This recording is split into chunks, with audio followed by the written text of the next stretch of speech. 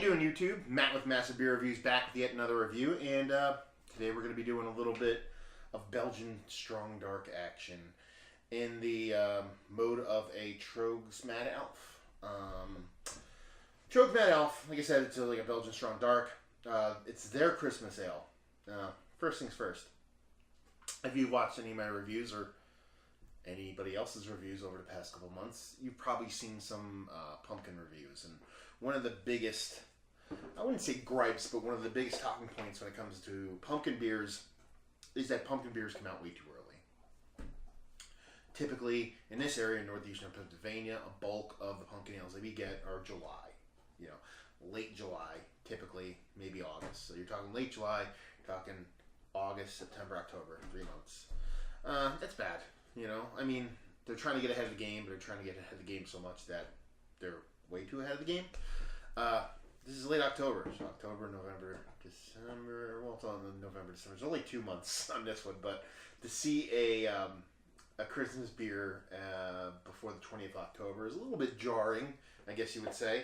But anyway, let's get on to the beer. Like I said, Tröegs Mad Elf, as far as what it says on the label and Tröegs information up here, the Mad Elf, a jolly and delicious beer for the holidays. Holidays, cheers, Chris and John from Tröegs. A cheerful creation to warm your heart and lighten your tongue, fermented and aged with a spicy yeast. This ruby red beer delivers subtle cherries and enticing aromas. On the bottom here, it says handcrafted by the Tröegs brothers. The Mad Elf Ale, not Mad Elf Ale, the Mad Elf Ale brewed with honey and cherries.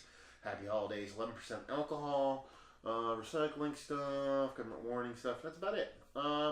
Yeah, label wise, it's cool. It's blowing me away. The art's like a little hokey for me, but definitely not a bad label. Kind of dig it. Hopefully, I more than kind of dig the beer. I've had it before. I think I might have skipped it last year. Whew. I could smell that from here. The malty cherryness. That much cherries, huh? But I remember I did have it last year, but I had it on draft, so it's a little bit odd to. Yeah, this is in bottle condition. It's a little odd to kind of base my memory off of that, I guess you would say. But I've had it before. I remember it being maybe a little bit too spicy for Christmas spicy from my taste, but again, we're diving into it now, so we'll see what it gives us today.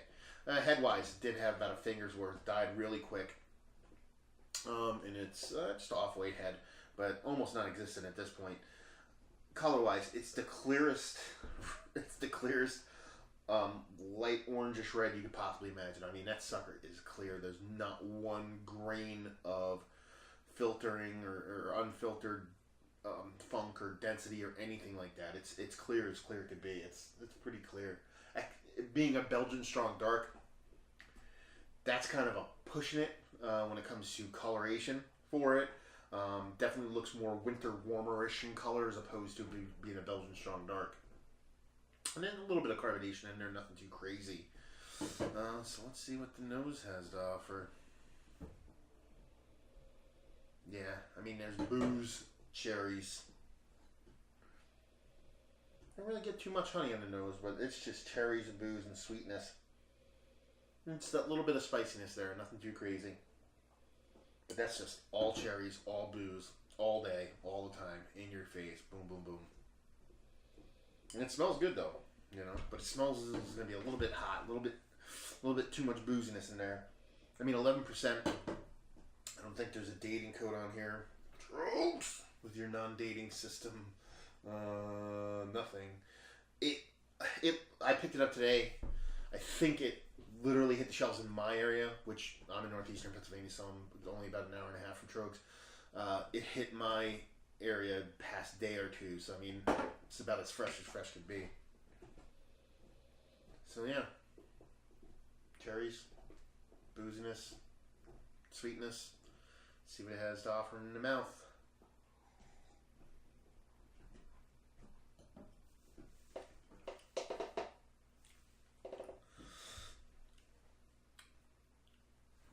Not as sweet as I thought it was going to be. From my memory, I expected it to be a little bit sweeter. I actually remember it being a little bit darker too, but not super sweet. but sweet enough. Cherries, banana, which is, I didn't expect that to be there. It tastes banana to me. Cherries, banana, and there is that spiciness there. It's like right before your finish, you get that little bit of kick of that like Christmas spiciness. Not as much as from what I remember. I remember the spice being overwhelming to the point where it didn't make it bad. It was just too much for me. Not as much to memory as I remember. But it is boozy. It's boozy to the point. I like a little bit of heat in my beer. I joke around when I drink like a high octane beer that's super drinkable. I call it like roofies in a glass. You know, there's a bunch of beers to me that fall in that category. And while it's really nice to have a beer that hides the booze super well, it can be a little bit dangerous. So there's no mistaking the booze in this one. It's a little bit too much. Probably because it's fresh, right out the chute. I've had older ones of these. Usually I kind of buy a sixer of this and throw it in my basement and let it sit for a while. And I think I have some older ones. I just do side by side. But anyway, about a year would probably do this wonders on that on the boozy front. So yeah, super cherries, a little bit of banana, spice right before the finish. It's not as jarring as from what I remember, so it's quite nice. If you dialed back the booziness a little bit, it'd be a super drinkable beer. Calling it a Belgian Strong Dark, it's a bit of a stretch. Like I said, it's somewhere closer to winter warmer-ish for me. A boozed up winter warmer. That's what I would classify it as, even though it is classified as Belgian Strong Dark. But it's not bad. Rating wise, I would give it a I give it 85. Give it a straight 85. Give it a year or so, it'll probably be creeping in around the 90 range, but I'd give it a solid 85 for overall availability. Northeastern Pennsylvania, typically can find this pretty much anywhere, so on an availability scale for where I live, I'll give it a 9. And value-wise, it's not bad. I believe I paid $16 for a 6-pack, not a 4-pack. A 6-pack, so that's all right. If it was at 13, it would be a 10 out of 10, so I'm going to give it a 9. No, 8 for value.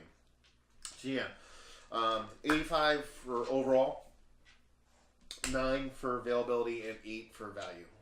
It's a really solid beer, and like I said, it's definitely, if you like Belgian Strong Darks, it's kind of pushing it. You like winter warmers, or you wanted like maybe a kicked up winter warmer, definitely be something you want to check out. It at its price point, it's definitely worth buying it, tossing your basement for a year or two, and see where it leaves you, because it definitely gains. It gains in the good places and then lessens in the bad places, which would be your booziness. And from what I remember, like I said, the spiciness is a little bit too much for me. That subsides a little bit, but right now the spiciness is almost on point. So you might lose a little bit of that, but yeah, overall, pretty nice beer. So if you're into those styles of beers, you're winter warmers, you want a little bit more to it, or you want a strong dark, but something that's not as dense, maybe, definitely be something you want to check out. Tröegs Mad Elf Ale. Very nice. So it's another review down, another review in the books. Hopefully you guys enjoyed the review. If you didn't, or somewhere in between, please leave a comment in the comment section below. If you'd like to check us out on the internet anywhere else besides YouTube, you can on Facebook, Twitter, and Instagram at Massive Beers. We're way more active on Instagram. If you're going to check us out anywhere, check us out there. So yeah, another review down. So hopefully you guys enjoyed the review. Hopefully you're enjoying a really nice beer right now, and hopefully you see you next time. Cheers.